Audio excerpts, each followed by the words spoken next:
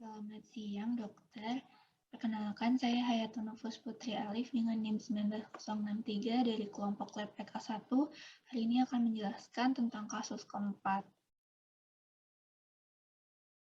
Di mana pada kasus keempat ini ditemukan seorang laki-laki usia 35 tahun mengeluh benjolan pada penisnya tanpa disertai nyeri. Diameter 3 cm, tepi irregular, warna coklat. Pasien mempunyai riwayat sering berganti pasangan. Setelah dilakukan eksisi, didapatkan hasil diagnosa kondiloma acuminatum. Pada gambaran mikroskopis patologi anatomi, didapatkan kelainan apa yang paling sesuai untuk pasien tersebut.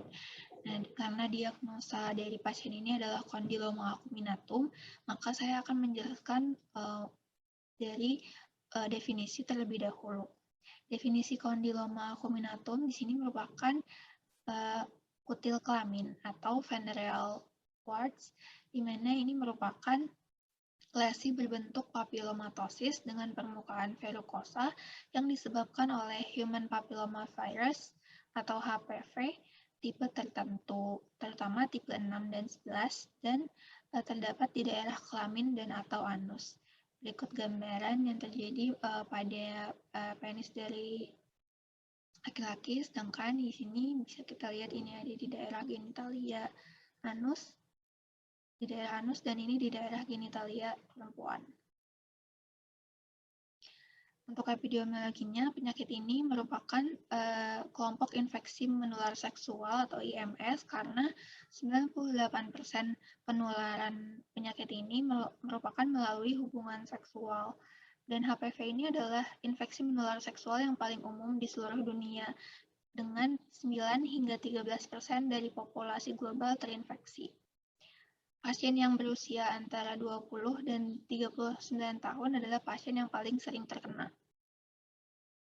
Kemudian, kejadian kondiloma acuminata ini sulit diperkirakan, namun perkiraan terbaru melaporkan insidensi dari kondiloma acuminata ini di Amerika Serikat terdapat pada 1,1 hingga 1,2 kasus per 1.000 orang per tahun.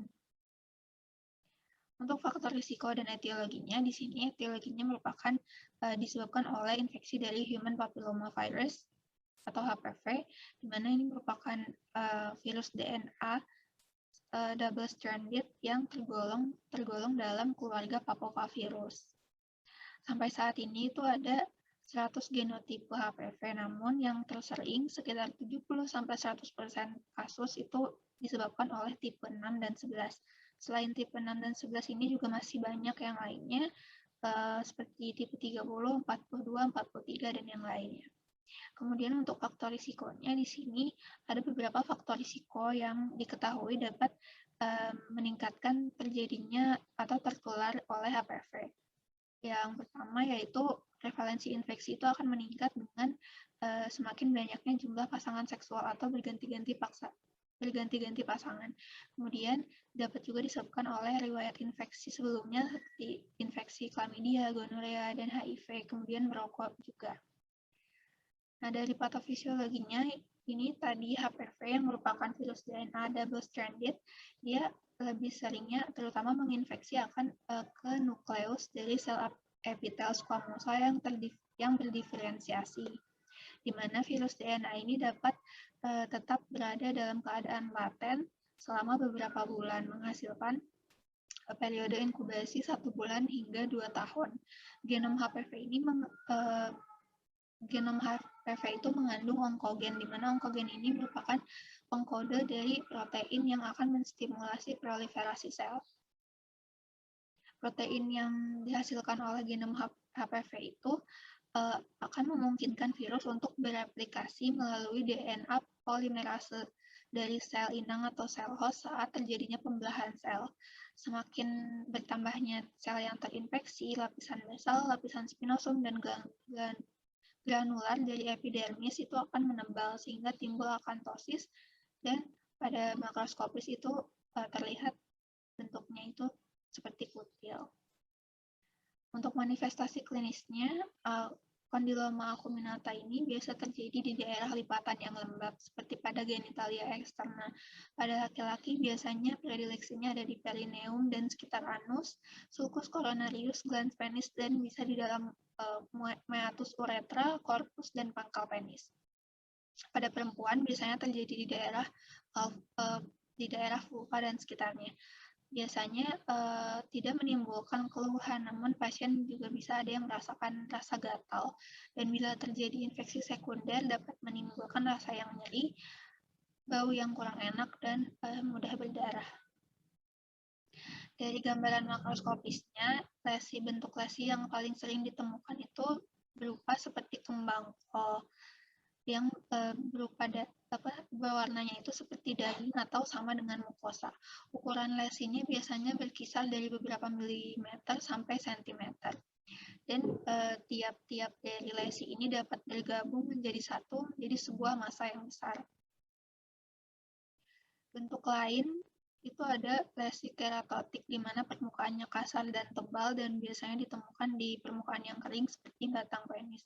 Kemudian lesi lain yaitu lesi yang timbul sebagai papul atau plak verrucosa yang soliter atau multiple. Lesi ini berbentuk kubah dan permukaannya rata, dapat ditemukan di tempat yang kering sama halnya seperti lesi keratotik. Kemudian lesi-lesi ini biasanya berkelompok dengan warna seperti mukosa sampai merah jambu atau merah kecoklatan. Pada mikroskopik ditemukan gambaran koilosit atau keratinosit yang berukuran besar dengan area halo dan vakuolisasi perinuklear. Pada epidermis akan ditemukan akantosis, parakeratosis, dan reterogenes yang memanjang. Berikut gambaran dari mikroskopisnya. Di sini ada koilosit, kemudian di epidermisnya ditemukan adanya gambaran parakeratosis.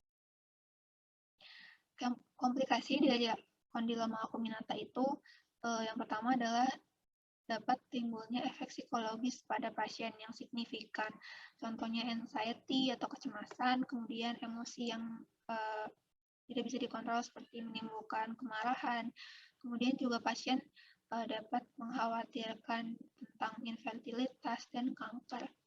Kemudian dari lesi kondiloma ini juga bisa sampai ke premalignan hingga malignan. Salah satunya adalah lesi yang malignan itu salah satunya adalah tumor Buschke-Lowenstein. Ini contoh dari tumor Buschke-Lowenstein. Untuk prognosisnya, walaupun dia sering mengalami residif, namun prognosisnya masih baik. Kekambuhan dapat terjadi bila adanya infeksi berulang, kemudian masa inkubasi HPV yang panjang, lesi subklinis, dan keadaan imunosupresi seperti keadaan pada pasien HIV atau pasien-pasien yang sedang mengonsumsi obat-obatan imunosupresan. Berikut referensi yang saya ambil untuk menyusun materi yang hari ini saya sampaikan. Sekian dari saya, mohon maaf apabila ada kesalahan. Selamat siang.